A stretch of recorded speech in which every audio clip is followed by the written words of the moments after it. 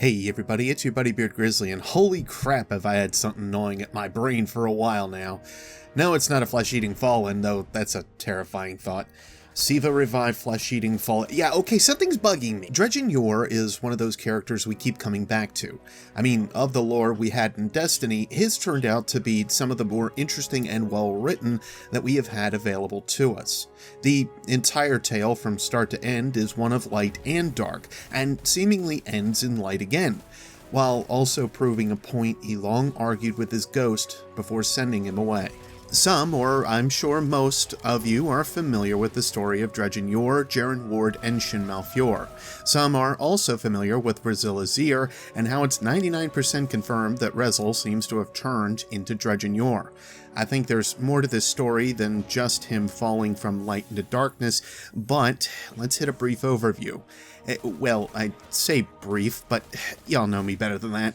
Fair warning, if you're looking for anything new today, it really doesn't exist. This is just one of those concepts that play from the idea of perspective, so I'll understand if you feel you want to skip this one.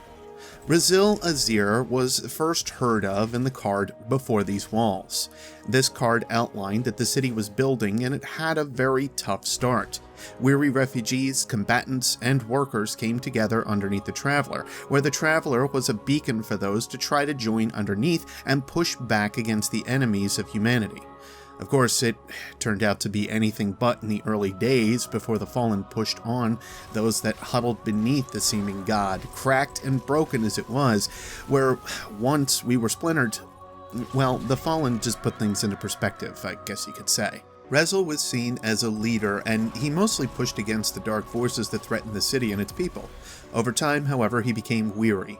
He started to question what it was he was fighting for and what it was he was trying to do. He asked the age-old question, why? Why was it he kept fighting as he did? I mean, he fought for the people, but when things looked inevitably terrible and worse each day, he simply had to ask the question. As the first walls formed, built of hard work and sacrifice, Rezyl and the Guardians stood against the alien plunderers time and again. More survivors arrived, more warriors. The Guardian ranks swelled. The city grew. Hope blossomed. To Rezyl, it was a currency. Hope bought tomorrow. Tomorrow bought the effort needed to survive today. Yet Rezyl grew weary. Stories haunted his nights. Old stories. Those no longer told. Those locked behind tight lips for fear of what they may invoke. Whenever the sun dropped below the horizon and the moon rose high, Rezyl's thoughts wandered. How safe was safe? How long could they fight with the darkness still writhing? So, every day, Rezyl would fight and build and protect. And every day, a city grew beneath the giant. And every night, he would think about all that was never said and stare intently at the moon above. Hope. Hope was the currency he kept around with him for a new day, a different dawn, and perhaps one day, victory. But hope is what's important to remember, especially as our story progresses. As Rezyl battled, he went from one theater of war to another, from the outskirts of the city to the Ember Caves of Venus. Eventually, however, he ended up on the moon, and this led to a battle with a long-dormant enemy, the Hive. He was the first, at least so we know of, that opened the gates to the Temple of Crota, or elsewhere, finding Zyor the Blessed to be his first opponent. Rezyl flinched as the wicked woman began to speak in a tongue that resembled torture more than language. The pain was searing, complete. The demon approached the writhing hero. As she spoke, her violent words began to take shape, morphing from syllables of death to a known offering of haunted human languages. The demon woman leaned in close and whispered intimately. Rezyl's ears bled as she spoke. I am the end of morrows, Zyor the Blessed, Zyor the Betrothed. I am of the coming storm. These are not my words, but prophecy. Your light will one day shatter and die. For now it simply offends, and you, dear, sweet, fragile thing, shall be made to suffer for your transgressions upon this holy ground. As the witch fell silent, her hateful voice was replaced by a growing chorus of hungry, manic chittering and the rising thunder of an approaching flood. Rezyl had come looking for the terrors that hide just beyond the light. He found them. Or maybe they found him. After a hard-fought battle in the caves of Luna, Rezyl appears to his ghost on the surface to recount his encounter, to speak on the horrors he had just witnessed. 2 days had passed since Rezyl stepped from the dark corridors beneath the moon back into the light. His ghost pressed him for details time and again. He wanted to know all he could of the wicked woman and her promise of suffering, of the sea of mindless, chittering death, of the hulking night and Rezyl's epic battle. The ghost was enthralled and deeply concerned. If the monsters below the moon were active and aware, the city must be warned. Rezyl agreed. As they watched another Earthrise from the lonely quiet of the lunar surface and planned their long journey home, Rezyl pulled fragmented bone from the pouch that hung on his left hip, a reminder of the evil that lurked beyond the light and the last remnants of the wicked woman's betrothed. And while he recounted once more the events of his time in the shadows, he took his rose from its holster and began grafting the bone to its steel frame. Just another trophy from another battle won. It was only later, and far too late, that the first whispers came, and the bones revealed their true, jagged purpose. Where have I heard that phrase before? Ah, yes, along with several others that tie to the incredibly high possibility of Rezyl Azzir becoming Dredgen Yor. For the record, I'm a believer that he did, in fact, change, and his light was simply perverted and changed into a weapon for the dark. Either that, or he just ran out of the currency he held so dear. Hope. The noble man stood, and the people looked to him, for he was a beacon, hope given formed, yet still only a man. And within that truth there was great promise. If one man could stand against the night, then so too could anyone, everyone. In his strong hand the man held a rose, and his aura burned bright. When the man journeyed on, the people remembered. In his wake, hope spread. But the man had a secret fear. His thoughts were dark. A sadness crept from the depths of his being. He had been a hero for so long, but pride had led him down sorrow's road. Slowly, the shadow's whisper became a voice, a dark call, offering glories enough to make even the brightest light wander. He knew he was fading, yet he still yearned. On his last day, he sat and watched the sun fall. His final thoughts, pure of mind, if not body, had a fleeting hope, though they would suffer for the man he would become. The people would remember him as he had been. And so the noble man hid himself beneath a darkness no flesh should touch, and gave up his mortal self to claim a new birthright. Whether this was choice or destiny is a truth known only to fate. In that cool evening air, as dusk was devoured by night, the noble man ceased to exist, and his place another stood. Same meat, same bone, but so very different. The first and only of his family. The sole forebearer and last descendant of the name Yor. In his first moments as a new being, he looked down at his rose and realized for the first time that it held no petals, only the jagged purpose of angry thorns. I always love reading this card. It gives this air of darkness amongst the light that not all of those we have around us are generally after the same exact thing.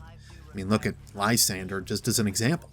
In Rezyl's case, he was acted upon by some dark whisper, but for him, that fear was always present, even as a faith-bearing guardian that looked up at the moon, who called hope a currency, and who believed in the people he fought for.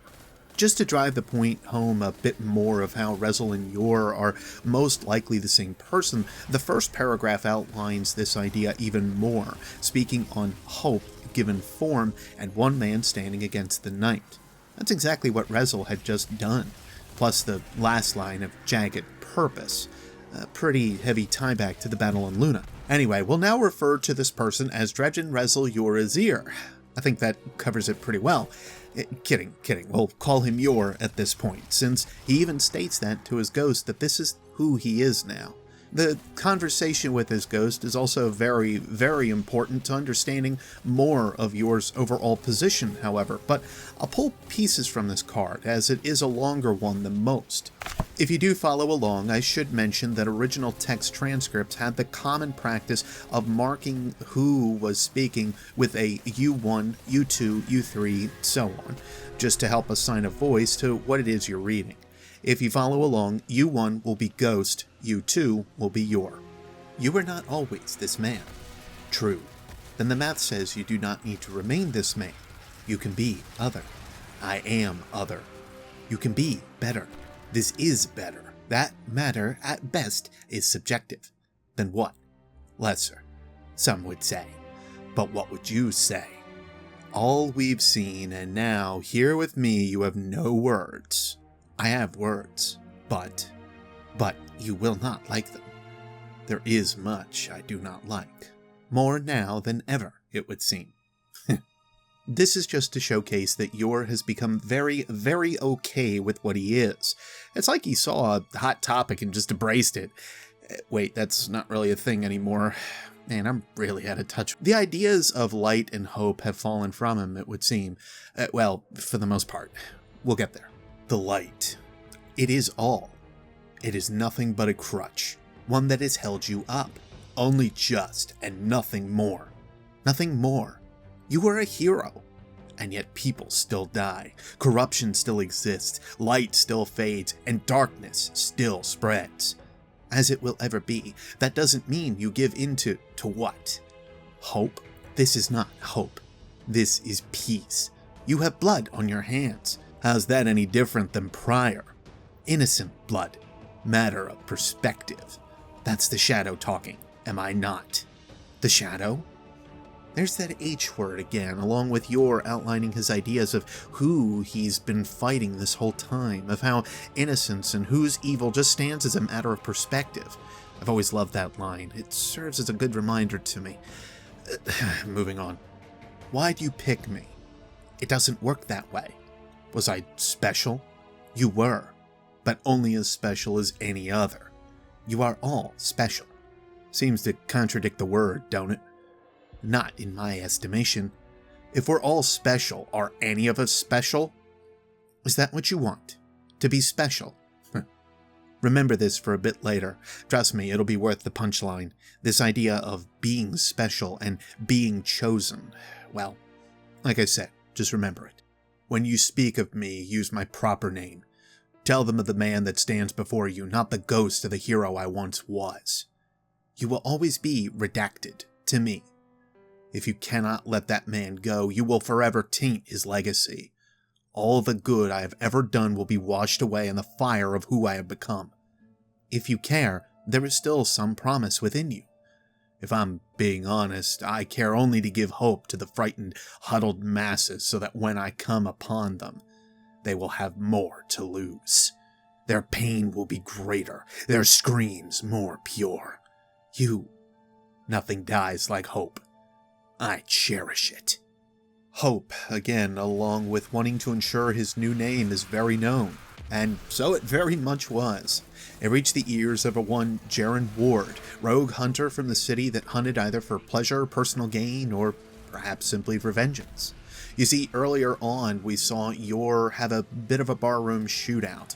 It's unknown when this exactly takes place, if it was before arriving in a small settlement called Palamon or after leading up to the events of the town being burned to a cinder. But what is known? Yor has taken a liking to torturing and teasing his prey before ending their lives. A pretty dark and grim idea as a whole, if you ask me. Dredgen Yor takes everyone he can outside of the settlement, protecting them against Yor's hunting and the fallen. It would appear Ward had his target now, and he made sure to make a stand against Yor, alone. But, well, this doesn't end well for Dredgen Yor, especially when Thorn is involved. You've just murdered a good man. He shot first. Yet you stand. Guess he missed. He never misses. First time for everything. The owner of the last word was shot and killed. Dredgen Yor's light drained by the darkness that was, or perhaps is, Thorn. But this conversation with another ghost continues on. For reference, it's again U1 for the ghost and U2 for Yor. Not for some time. My steel is only an extension. My faith is in the shadow. then my light is an affront to all you are. I am your truest enemy, one of many. Would you end me? Not you, not now. The shadow knows mercy. The shadow knows no such thing. Then what? The other. What other? The dead man's charge. The boy? You'd end him as well? If it comes to that, we'll see. I won't let you have the child. Been long enough now. Think maybe he's a man. You cannot have him. Not yet. I won't let you. That you could stop me is an amusing thought. Here, take it. Why? Give the apprentice his master's sword. It is a gift. You cannot have him. You fear for his light? He is special. Yes, I am aware. Some of you may have just picked up on it. Yor's drive for the concept of leaving Shin Malphur alive to prove a point that Yor's ghost and himself had talked about on Mars. We'll get back to it in a moment. From here, Gerend Ward's ghost is given the last word as a gift to Shin Malphur, the last little gift that Ward could leave him. Of course, Ghost has a few remarks left for Yor. The canon. You wish to tempt the boy, to spur him on and fuel his rage. There is intent there. The actions of a man, monstrous, mad, or otherwise.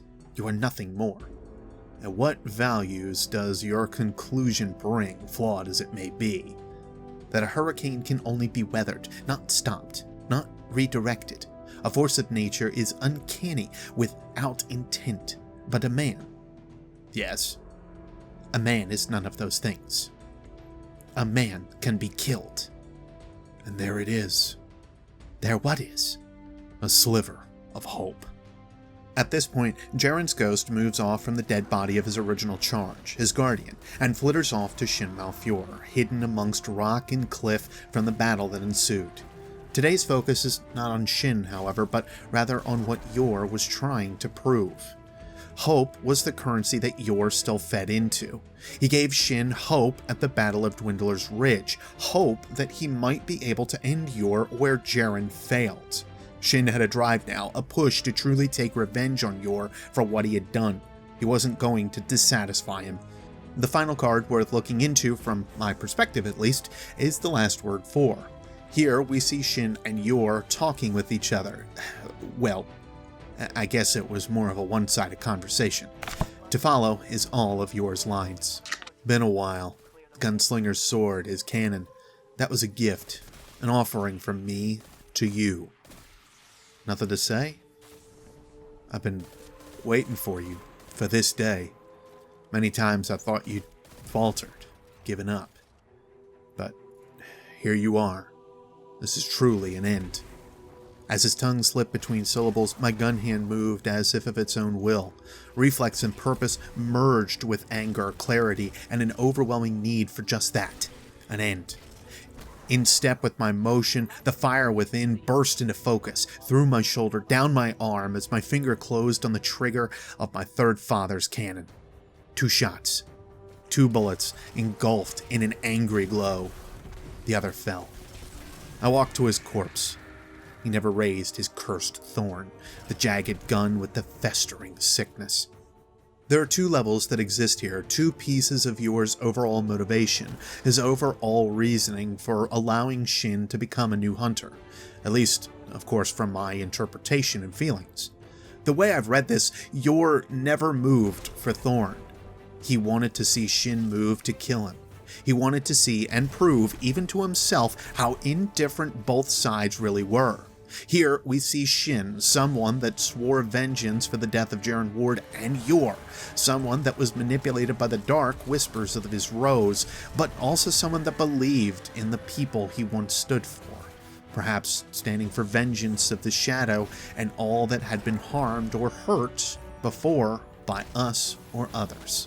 It simply shows that motivations aren't that different between the light and dark, and perhaps these motivations carry no truly different weight between each force. Either way, Yor seemed to allow for this to be his final battle, allowing Shin his vengeance for one reason or another.